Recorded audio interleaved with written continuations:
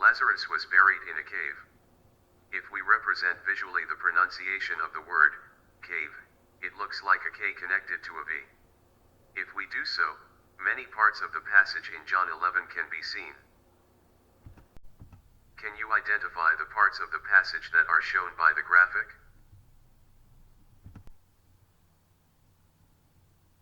John 11:35, Jesus wept. 36. And so the Jews were saying, behold how he, literally, was loved him. 38. Jesus therefore again being deeply moved within, came to the tomb. Now it was a cave, and a stone was lying against it. 39. Jesus said, remove the stone. Martha, the sister of the deceased, said to him, Lord, by this time, literally, he stinks, there will be a stench, for he has been dead 4 days.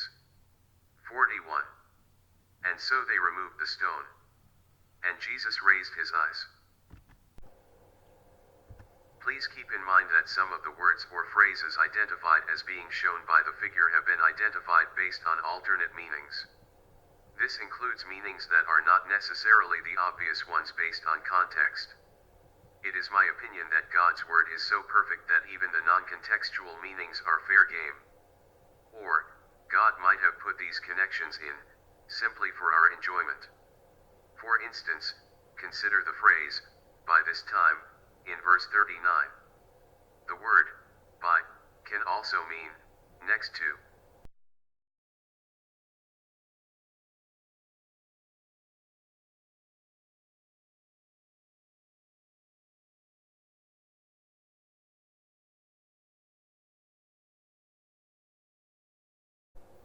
The words or phrases symbolized in the figure are shown in red, so that you can continue to try to discover the associated parts of the figure yourself.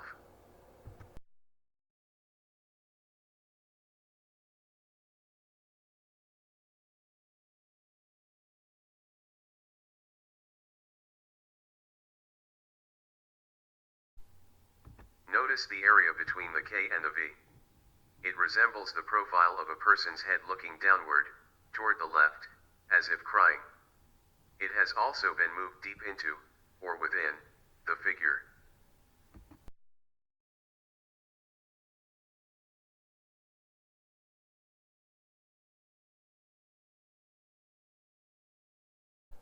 Having identified Jesus, do you see which part of the figure shows the phrase, he loved him? The area inside the V resembles a heart. The V is behind Jesus, so it is in his past, since it is common to state that the past is behind us. Loved is past tense.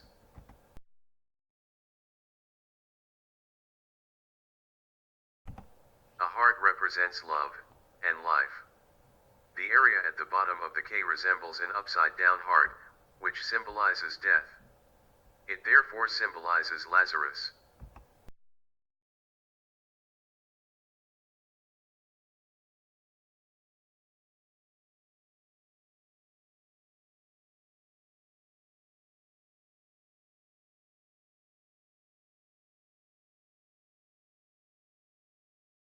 A stone was lying against the cave. How is this concept shown in the figure?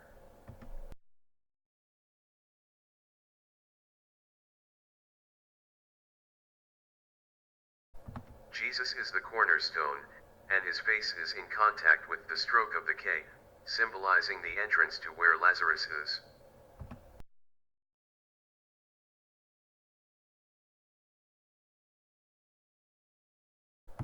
What about the red text? By this time. And 4. Remember the statements mentioned earlier concerning alternate meanings of words or phrases, that is, non-contextual meanings. The word, by, can also mean, next to.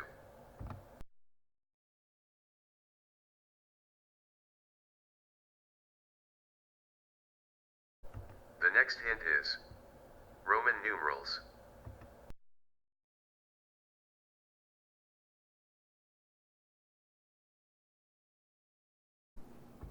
The right part of the K resembles a capital I that is bent over, like it's leaning against a wall.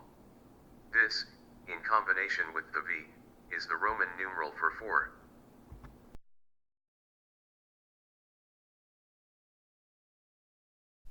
This connects with 4 days.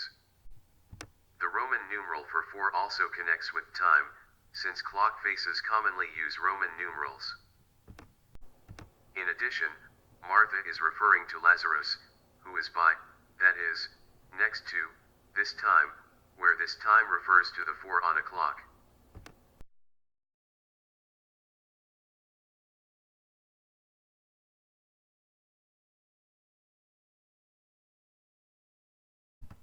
Lazarus is in the bottom of the cave. Do you see how this area has a connection with a stench?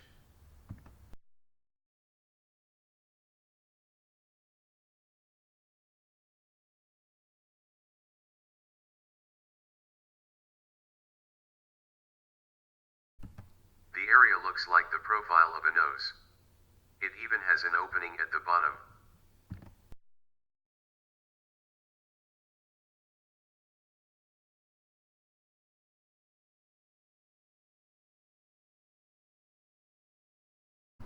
Jesus raised his eyes.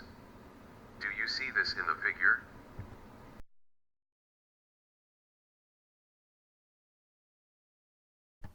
This connection involves the Roman numeral comparison used before.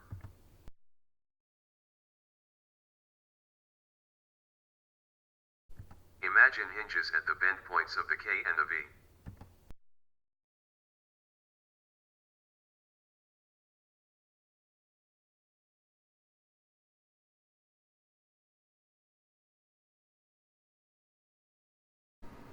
The main hint is, some words, when pronounced, sound like letters of the alphabet.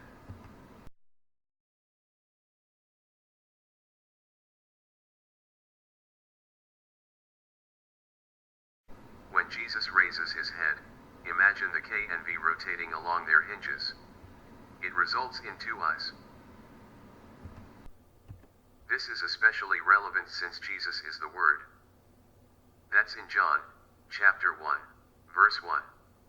A word is made up of letters, so the letter I's are his eyes.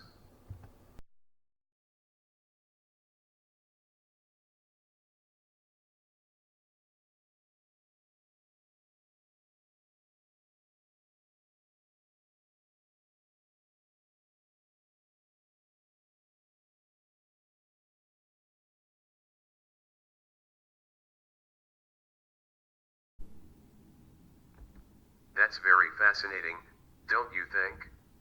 Were those connections intentionally put there by God? Or are they all just coincidences? And are all the connections, among all the videos, mere coincidences? Or is it something in between 100% intentional and 100% coincidence? If it's possible it could be in between, maybe the Bible is worthy of further consideration? Especially when that further consideration can be as enjoyable as discovering for yourself the connections in these videos.